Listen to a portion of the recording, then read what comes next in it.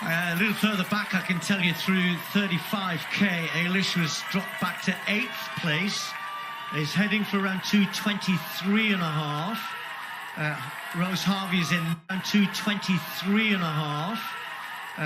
Rose Harvey is in 9th, but a couple of minutes behind, heading for around 2:25 something.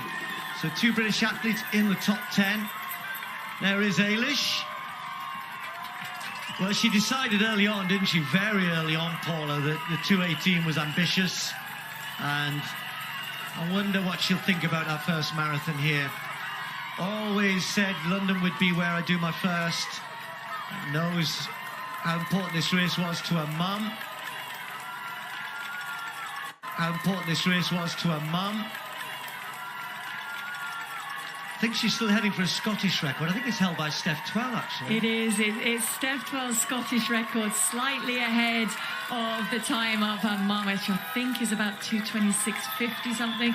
That's what Eilish said was her first target, was the family record, and then the Scottish record, and then just to go out and really enjoy it today. So I'm sure, despite the fatigue that she's getting out there, and the fact that she's here doing it this time, because it did hit her hard to build up for it and have that taken away by injury. She's here now, she's racing well, and she's coming into the closing stages, as is Sifan Hassan, who hard work along this embankment. She's stuck to the task. It's gotten harder and harder, and undoubtedly she will be feeling it out there, but she knows now when she comes to this point in the race, she can see Big Ben if she looks across the river to her left up ahead, and when she makes that turn, Big Ben is only about 1,200 metres to the finish.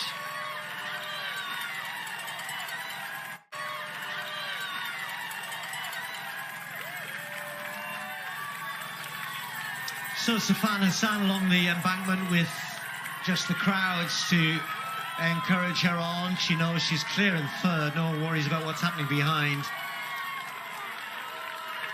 Said in the press conference the other day, I missed the track, so don't be surprised if you see her back on the track this summer. Paula was saying, wonder what next, but she'll be well aware that this young lady who had to give way to Hassan at the Olympic Games, a different course, different day, different opportunity. And now Joyciline Jepkosgei nearly a minute behind. I've got an anxious Paula Radcliffe thinking about the course record here, which is, just to remind you, 2 hours 15:25. And the women's only world record, that's definitely going to be something for Assefa to clinch here. I think more importantly for her, the win, though, is the big thing. And she knows she has it, and that's giving her energy at this point in the race. And to be honest, that course record has lived dangerously on borrowed time for a few years now, and she's checking her watch more and more through these closing stages because she doesn't have the other athletes around her to check off against. But she knows this part of the course now. It's a nice part of the course. It's so loud in terms of the support part of the course. It's so loud in terms of the support out there, and huge thank you to everybody out there making the London Marathon what it is by cheering these athletes on. And she knows the victory is sewn up. She will undoubtedly be looking at that time and trying to ensure that that women's only world record gets rewritten, and the course record with it as well.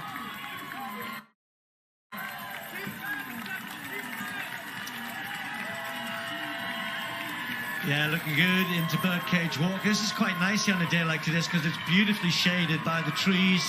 Crowds immense all the way down here. And you start to sense the finish line. And what a relief when you don't have to think about a sprint, don't have to think about gathering yourself, don't have to think about timing your last big effort, your one last big effort, and save it for the last 100 meters or so, and perhaps even relish it. I think there's a part of her that sees 800 metres to go and thinks, that's what I used to do, and now I've stepped up to this level. I'm a previous world record holder, phenomenally quick, an Olympic silver medalist over that distance, and time to savour that view and savour that thought as she makes these final few turns. Well, I'm not sure what's going through her head. She's got the same look on her. I saw her at breakfast this morning, and her coach, her team, were talking to her, and she was just staring into the distance as if to say, I know what I'm going to do, guys. I don't need you to remind me. I know what I have to do. I know how hard it's going to be. I know I can win this. And she's stayed serene and calm all the way through, covered all of the moves, pushed the pace on as long as she could.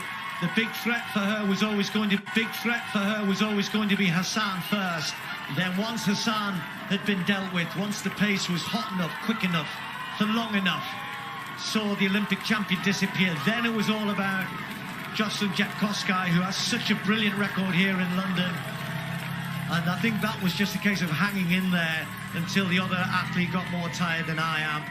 And Assefa has got 2 more turns to make. This is the first one. She'll see the overhead bridge that the pedestrians use to get themselves out of St James's Park across to the Buckingham Palace side. And there, resplendent in the sunshine, the memorial which sits and looks down the mile.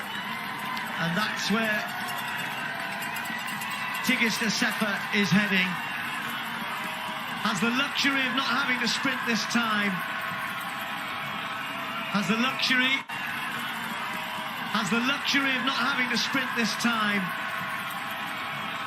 Has the luxury of not having to fend off challenges from anybody else. All she needs to do is concentrate on going the right direction, bless her. So Tigst Assefa just trying to raise one more ounce of effort, one more grain of speed if she can. Just trying to raise one more ounce of effort, one more grain of speed if she can. Superb performance. Number 1. Big threat for her was always going to be Hassan first. Then once Hassan had been dealt with, once the pace was hot enough, quick enough, however way you want to describe it, Tigst Assefa is the champion in 2025. And the course record survives. A phenomenal run from... Record survives. A phenomenal run from along the embankment to wrap that race up. And along the embankment to wrap that race up. And you can see what that meant to her, crossing that line. Victory in London. Along the embankment to wrap that race up. And you can see what that meant to her, crossing that line. Victory in London. Moving forward.